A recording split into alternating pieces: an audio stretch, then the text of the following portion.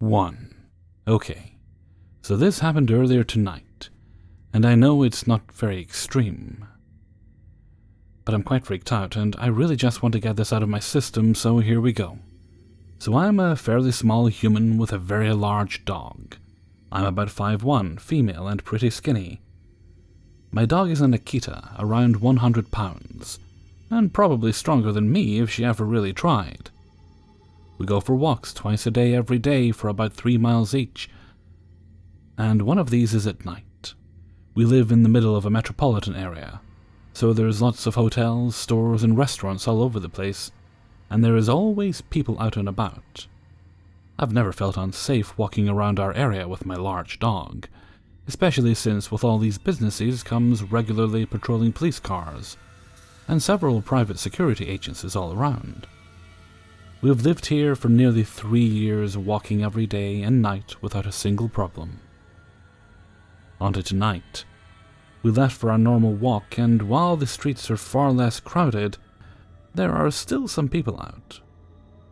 We were about a mile from our apartment building when I walked past a man standing next to a convenience store in a dark grey hoodie. A lot of the homeless population around here sit outside of the convenience stores regularly, so I didn't initially think anything of it. We stepped to the edge of the sidewalk so that we would be about 6 feet away and intended to just walk past. But the man started to follow us and talk to me. He asked me about my dog at first. This is very common for us because she's not a well-known breed and she is a beautiful, if somewhat intimidating animal. Unfortunately, in this instance, intimidating didn't translate to aggressive. Never thought I would complain that my aggressive-looking dog is really just a giant teddy bear, but here we are. I answered that she is an Akita and continue to walk, keeping a good amount of distance between myself and the man, whom I will now call CG. CG starts asking why I'm walking away from him and specifically says that's rude because we're old friends. I looked at him to make sure I wasn't wrong and said loudly, "No, I don't know you." I start walking faster and cross the street, because I could see police lights flashing not far up the street. Sometimes the patrol cars will leave their lights on when there is no one in them. I'm not sure why, but that was the case here. I walked much more quickly towards the lights with CG following me, telling me I'm being mean and calling me Ashley over and over. To be clear, my name is not Ashley. While there was no security guard in the car, there were a few people around, so I turned around and yelled again, "I don't know you, leave me alone." CG stopped walking towards me, but I heard him mumble something else about whoever Ashley is. At this point, I really just wanted to get home as quickly as possible, because I was a little bit panicked. This man was much taller than me and looked fairly large, at least compared to me, so it made me very nervous that he had been following me. I decided to take an indirect route home that would take me away from the street I was currently on that CG had been sitting on originally. I was a few more blocks away, down a different street when I saw him again. I had been keeping an eye out behind me to see if he followed, but no, he had crossed the street and was in front of me. I don't know if he was hoping I wouldn't notice and would walk up to him or what. I think that must be it, because CG had put a bandana over his face and pulled up the hood, but I recognized the jacket and the frame and was sure it was the same guy. To get home, I would have to cross the street and walk right towards him. Instead, I crossed the street parallel to where I was, and he did as well, then continued to walk toward me and started shouting, calling me Ashley again. I didn't hear a lot of what he said, but I turned and ran with my dog in the other direction. About a block away was a hotel, so I walked into the lobby and right to the front desk. The front desk worker could tell something was wrong because I was clearly just trying not to cry. I apologized for bringing my dog in, but said that someone had been following me, and I wanted to know if I could wait here and call the police. The worker was very kind, and walked to the glass door and asked which man it was. I couldn't see him anymore in the direction from which I had come, so for a moment I thought CG had left, but no. He was at the other end of the parking entrance, hood down now, but standing against the wall, as if he was ready to just wait. The worker said I could wait as long as I needed, and he called the police from the hotel phone. I think they had the non-emergency line written down, and since he hadn't technically done anything but yell and follow me around for a while, I agreed that the non-emergency line was probably the right choice. A cruiser showed up fairly soon though, and I pointed out CG to the cops who was still just waiting there against the wall. Technically, I couldn't prove he'd done anything illegal, but the cops went and told him that he needed to leave the property as he was trespassing. They waited for him to leave, and then gave me and my dog a ride back to my apartment building to make sure he didn't continue to follow us and find out where we live. I don't know who CG was or who Ashley is, but let's not meet. And I hope Ashley doesn't meet him either. 2. To give you a little background about myself. I come from a South Asian country where it's kind of unsafe for a girl to go out on solo adventures. That being said, there are some states which are relatively safe. 2019 had been a rough year for me, but by October I started feeling rather better and decided to take a solo trip for my birthday. I spoke to some friends and decided to head to this small village down south. My brother helped convince my overprotective mother, as he'd already been there. To put her mind at ease, I decided to get pepper spray. Unfortunately, we couldn't find one, so I kept a bottle of deodorant and a knife handy. I decided to stay there for 5 days and booked a room at a guest house, only for 2 days, thinking I'll check out this guest house that my friend has suggested and hopefully move there.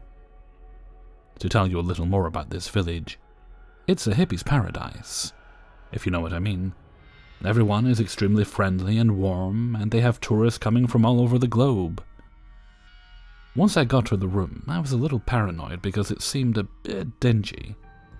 Forget about a security system, the latch on the door was barely functional. The first night was a bit unsettling, but nothing happened. The next day was my birthday, so I rented a bike and went on exploring the village. Sometime after lunch, I decided to check out the guest house that my friend had recommended, which was a little secluded but extremely peaceful. As I reached there, I was greeted by the owner who showed me around. The place had big huts on one side and a row of small rooms on the opposite side. I decided to take the latter as it was cheaper and I didn't plan on being in the room much anyway. We exchanged numbers and I told him I'll move in the next day. The next day I got there and had lunch with the owner, and he told me about the history of the place and a bit about himself. I realized that he wasn't around when my friend had been there. I was trying to read him, see if I was getting creepy vibes from him since I was going to spend 2 nights there. I didn't see any red flags in particular. After lunch, I went to a restaurant and was right behind the guest house. I met some of the locals whom I was already acquainted with. Along with them were 2 new guys, one of whom was from my city. The 3 of us instantly clicked and started hanging out. Once it got dark, we came back to my guest house to chill, when the owner told us that he's planning a bonfire with some of his Israeli guests and friends who were sitting at another table. An hour passed as we ate and played cards, but those guys didn't seem like they were in the mood for a bonfire and soon left the place. Since the owner had already set things up, we decided to spend time by the fire with him. We were all sitting and talking up until midnight, when the other 2 boys decided to take off as they weren't staying there. I told the owner that I'd head back to my room too.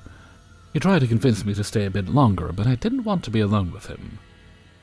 My room's door had around 4 or 5 locks, but only 2 of them functioned. So I locked them and realized that the windows facing each other did not have any panes, and the curtains were made with scraps of thin cloth, which meant anyone could peep inside and see everything. So I went into the bathroom to change and clean up. As soon as I stepped out and started keeping my stuff in my bag, I heard someone whisper my name twice. My heart skipped a beat and I froze for a few seconds. I decided to ignore it and quickly shut all the lights off. Before going to bed, I decided to keep the bin right in front of the door, so in case someone tries to open it, it would make some noise. I took out my deodorant and knife and kept it right next to my pillow before lying in bed. I kept looking at both the windows on the side to see if anyone's outside. After about half an hour, the metallic doors started rattling violently, as if someone was trying to force it open. Instantly, I stood up and got hold of the knife and deodorant. My mouth went dry and my heart started beating fast. I didn't know if I should scream because I only knew of one other girl who was staying in the opposite hut. After what felt like forever, the door stopped shaking and I collapsed into the bed. I checked the windows to see if anyone was walking by, but no one did. I tried to think of what it could have been. Maybe it was the wind, but the curtains hadn't moved one bit. It had to be a person. I don't know when, but I passed out soon after. I woke up around 6 a.m. to see that it was almost bright outside. I closed my eyes and tried to go back to sleep when it started happening again. Frantically, I shot up in bed again, ready to attack. But once again, it stopped after a few minutes. I didn't understand what was happening. Was it even happening? I went closer to the door and got a look at the bin that I had kept by the door. It had moved away from its original position. Yes, something definitely happened. Not knowing what to do, I decided to go back to sleep. When I got out of the room later, I tried to read the owner's face, but it was just as hard to read as the day before. What worried me the most was that I had to spend another night in that room. I decided to not let that thought spoil the day, and went out with the 2 friends I'd made for a trek, and then to watch the sunset from a hilltop, where all the locals gathered to play music in the evening, including that owner. My new friends and I went somewhere else after that, and then, around 10, decided to head back to my guest house for dinner. As I was nearing the hotel, I got a text from the owner asking where I was. I didn't think much of it, because it was late and he was probably wondering if I was safe. I didn't reply, as we were almost there. When we sat down on the futon, the owner said, "I was just about to text you," and showed me the message he typed on his phone. "I was just thinking about you." I'm not sure what that meant. So I looked at his face, trying to read him, and realized he was trying to do the same. Quickly I decided to act normal and told him where we were.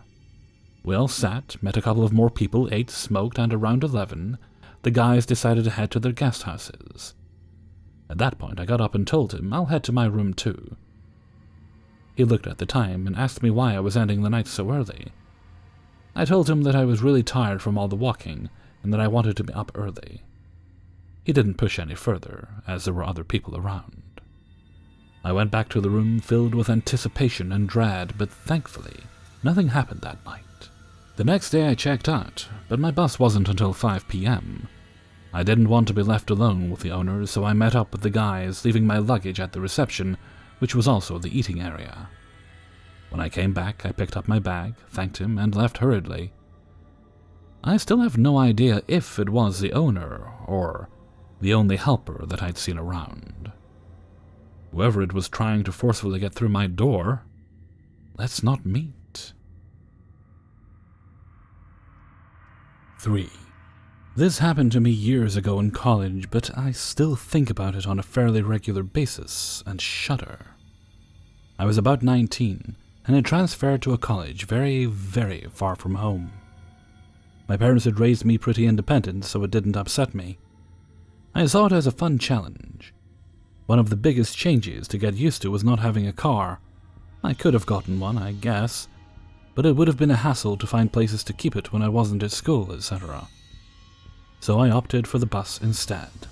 I'm going to sound like a country bumpkin, but I felt weirdly adult saying that I was taking the bus somewhere, and it always weirded me out just a little bit.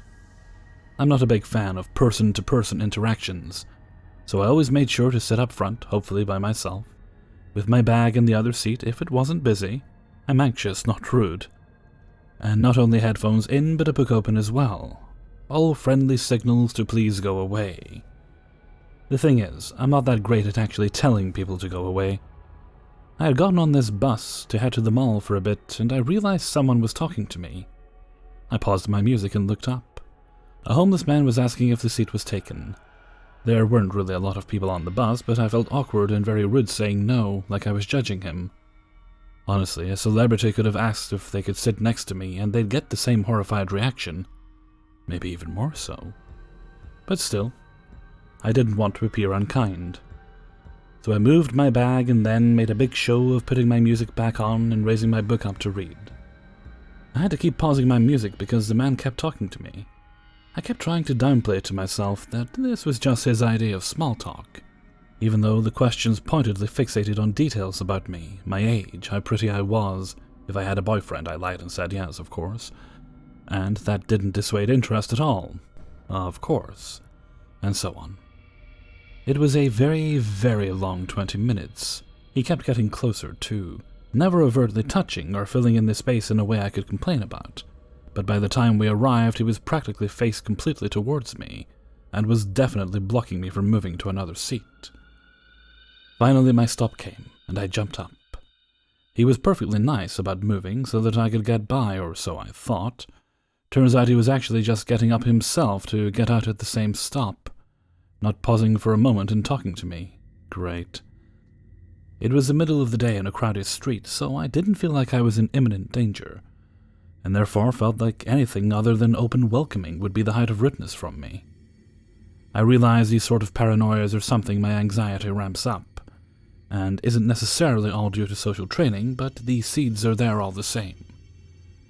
I smiled awkwardly and moved on toward the mall, only for him to fall in step with me and continue to ask details about myself and my boyfriend.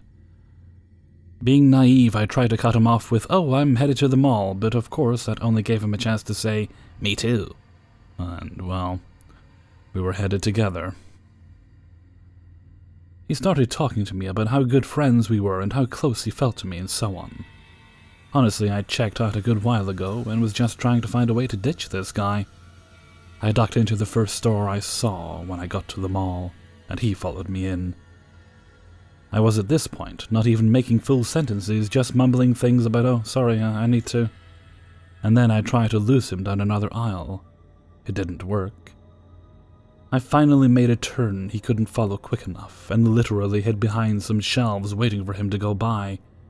I dashed out of the store, and he saw me, and yelled at me to wait and ran after. I ran down the strip and dashed into a random store and went straight to the back to the dressing rooms, and hid in one of them for as long as I felt I could, and then I peeked out, and saw him in the larger mall area scanning. God, it was chilling. He finally moved off down the wrong way, and I stayed in the store another half an hour, pretending to look at clothes. I don't know what the shopgirls must have thought. I was clearly shaken and to the point of tears. But I had called my mother by that point, and was keeping her on the phone. Genius me not only didn't think to ask the shopgirls for help, but I didn't tell my mom what had happened either. I just figured she would be mad at me for not having the good sense to get rid of the guy faster. When I left, I ran out of the mall and went around to a different bus stop, in case the man would be back at the first one. I was so scared that he would show up again and this time follow me to my apartment. There's a lot I didn't do right in that situation, but I think the worst part is that I still guilt myself that he likely just had some mental problems, and should have handled things better, and it was cruel of me to literally run away. It's terrifying to know that your own mind wants to override your instinct to stay alive with some construct of politeness. Creepy guys on buses. Let's not meet. Hey everybody, Hellfreezer here, and thank you very much for listening to 3 True Scary Stories, episode 494. And thank you very much to everybody who allowed me to use their stories in this video. Sometimes I'm my own worst enemy. See, Story Picker Hellfreezer is a bit different from Narrator Hellfreezer. And then there's another Hellfreezer. I'm not crazy, there's actually only one of me. But the one who uploads the videos, he looks at things differently as well. So it initially had a different story in this video. Those of you who actually heard me record the video at the weekend there, let me think, Thursday it was. I did the recording on Thursday during a live stream. I might do some of those this week, if you guys want to check them out. Those who were listening will have heard a different story for number 3. I'm not going to get into it too much, but it did involve an almost catastrophe, the kind of thing we hear in the news quite a bit lately. And initially I was thinking, well, it was averted, so that's actually quite a positive story. Then that little voice in my brain goes, well, it might be a positive story overall, but it does still reference things that don't really need to be referenced, and well, as I have said in the past, my job's to entertain. That's what I want to do. I don't want to bring anybody down. Maybe like to teach people to be a little more cautious with these videos, and if I've done that, then I'm certainly very, very happy that I've been able to do that. So that I had to, so I was uploading, and I thought, nope, can't do it. Basically my skin was crawling. That's an odd reaction to have, because I went through the whole process of recording, editing, and then uploading. I was starting to think, no, it's just not right. I can't do it. So I cancelled the upload. I found that story at the end there. I was very fortunate the author of that story got back to me quite quickly, and that was recorded and popped in to replace it. Still, live and learn. I mean, I do have a policy of not talking about certain things on the channel, and I that's one of them. It perhaps felt a little exploitative. I think that's the right word. And as a YouTuber, as someone whose job is to entertain and has an audience that in many ways depends on him, part of my job is to be responsible and to be mindful and respectful of the kind of things I'm putting before you guys and who's going to hear it. And so that's why I ultimately decided to change the video from its original form. And at least going forward now, I know where my line is, and it's basically not even close to certain subjects. As I said, I have an obligation to be responsible with my platform and how I use it. And I really, although like I say, the situation was averted, it's still contextually it's in that area. Okay, I'm yammering. I'm just going to shut up now, and I'm going to stop being an annoying for Hellfreezer, and I'm going to head off for now. So until next time, thank you very much for listening, and take very good care of yourselves.